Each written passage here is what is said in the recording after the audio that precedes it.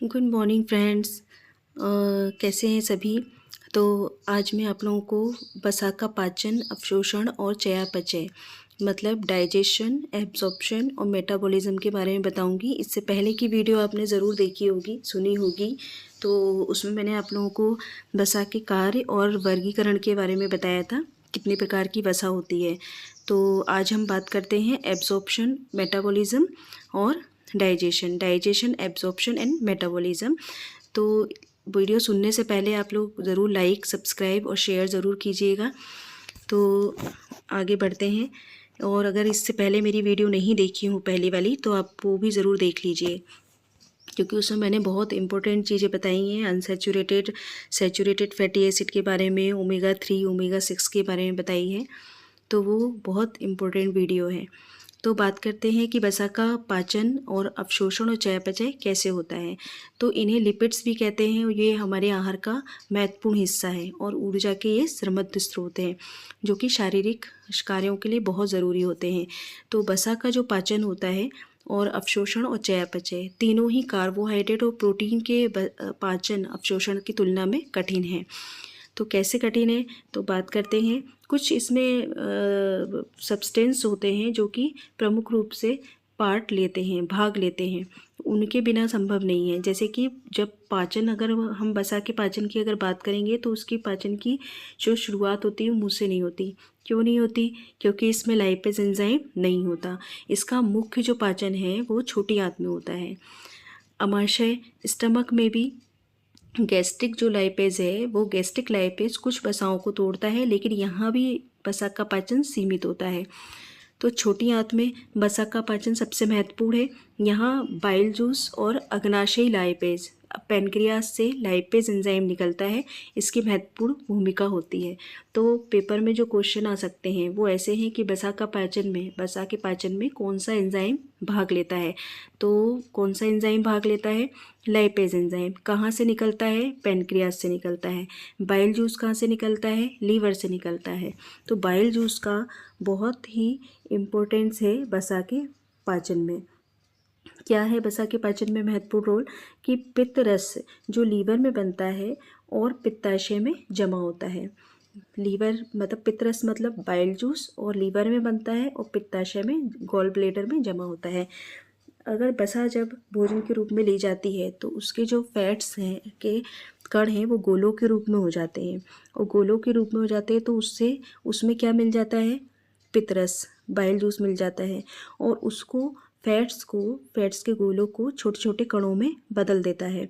इस प्रक्रिया को इमल्सिफिकेशन कहते हैं। इमल्सिफिकेशन का मतलब है जब हम पानी में तेल डालेंगे और उसको जोर से हिलाएंगे, तो जो फैट्स के मॉलिक्यूल है वो छोटे छोटे ड्रॉपलेट टाइप के बन जाएंगे।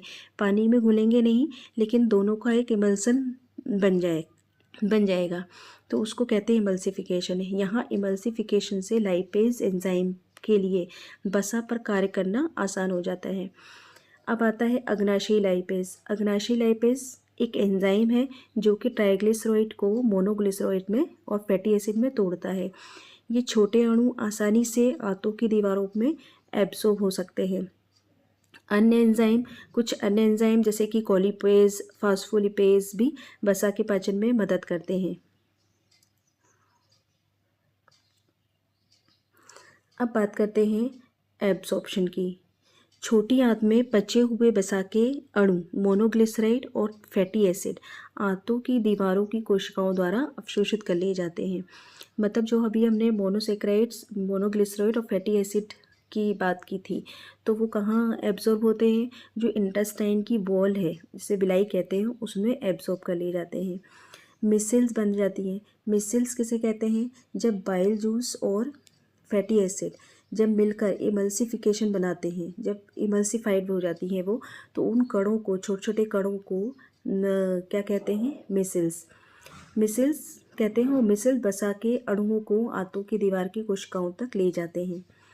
इसके बाद आंतों की कोशिकाओं में प्रवेश करने के बाद मोनोग्लिसराइड और फैटी एसिड फिर से ट्राइग्लिसराइड में बदल जाते हैं। मतलब रीसिंथेसिस हो जाती है, और जो मोनोग्लिसराइड और फैटी एसिड है वो किस में बदल जाते हैं? ट्राइग्लिसराइड में। काइलोमाइक्रोन ट्राइग्लिसराइड कोलेस्ट्रॉल और कुछ प्रोटीन के साथ मिलकर काइलोमाइक्रोन्स बनाते हैं।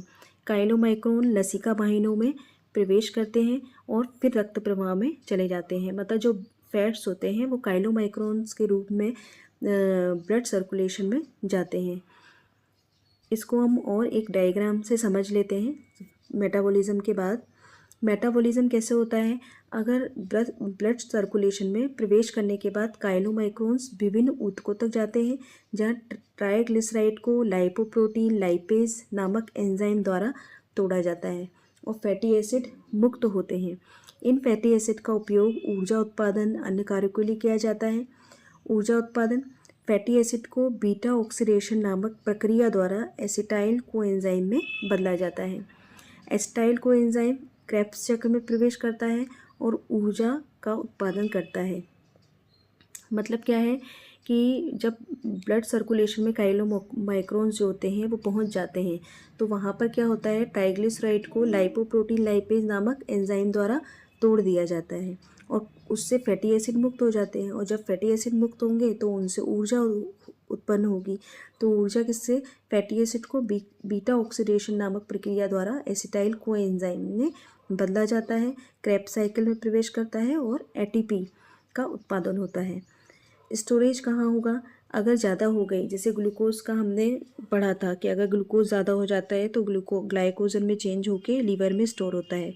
लेकिन ये जो फैट्स हैं वो एडिपोज टिश्यू के रूप में ट्राइग्लिसराइड के रूप में जमा कर दिए जाते हैं। अन्य कार्य क्या होते हैं, अगर फैटी एसिड का उपयोग कोशिका झिल्ली में सेल मेम्ब्रेन बनाने के लिए, हार्मोन्स के लिए, अन्य अणुओं को संश्लेषित करने के लिए भी किया जाता है।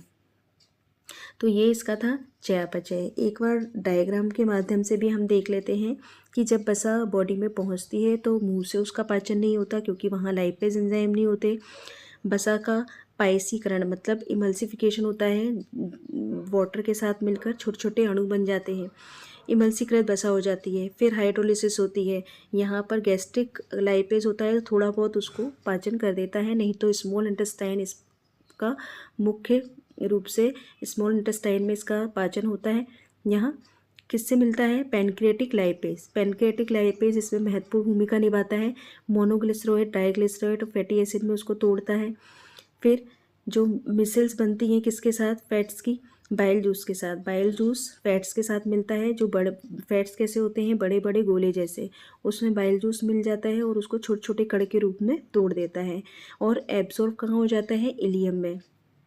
फिर मोनोग्लिसराइड ट्राइग्लिसराइड बसीय अम्ल फैटी एसिड और ग्लिसरॉल, उसकी फिर से रीसिंथेसिस होती है तो वो किस में हो जाती है, ट्राइग्लिसराइड में। ट्राइग्लिसराइड में प्रोटीन और फोटोसिंथेसिस में के से मिलने से काइलोमाइक्रोन्स बनते हैं और काइलोमाइक्रोन्स क्या कर लेते हैं, ब्लड सर्कुलेशन में चले जाते हैं और फैटी एसिड जो मुक्त होते हैं क्रेब्स साइकिल द्वारा, तो एसिटाइल कोएंजाइम, इस सब से जो फैटी एसिड मुक्त होते हैं वो एनर्जी देने का मतलब एटीपी एनर्जी देने का काम करते हैं। और जितने भी फैटी एसिड ज़्यादा हो जाते हैं तो वो एडिपोज टिश्यू के रूप में बॉडी में जम जाते हैं, सेव हो जाते हैं। जब एनर्जी की ज़रूरत पड़ती है, नहीं ली, स्टार्वेशन कंडीशन है, तो वो एडिपोज टिश्यू ही काम आते हैं। फिर कुछ जो फैटी एसिड होते हैं वो सेल मेम्ब्रेन और हार्मोन्स को बनाने के लिए उत्तरदायी होते हैं। तो ये था इसका फैट का डाइजेशन, एब्जॉर्प्शन और मेटाबॉलिज्म और ट्रांसपोर्टेशन। तो किस तरह से फैट्स का होता है वो मैंने आपको बताया, डाइजेशन। और इस वीडियो को अगर आपको पसंद आई हो तो लाइक, सब्सक्राइब और शेयर ज़रूर कीजिए। Thank you so much. अच्छे से पढ़िए। All the best.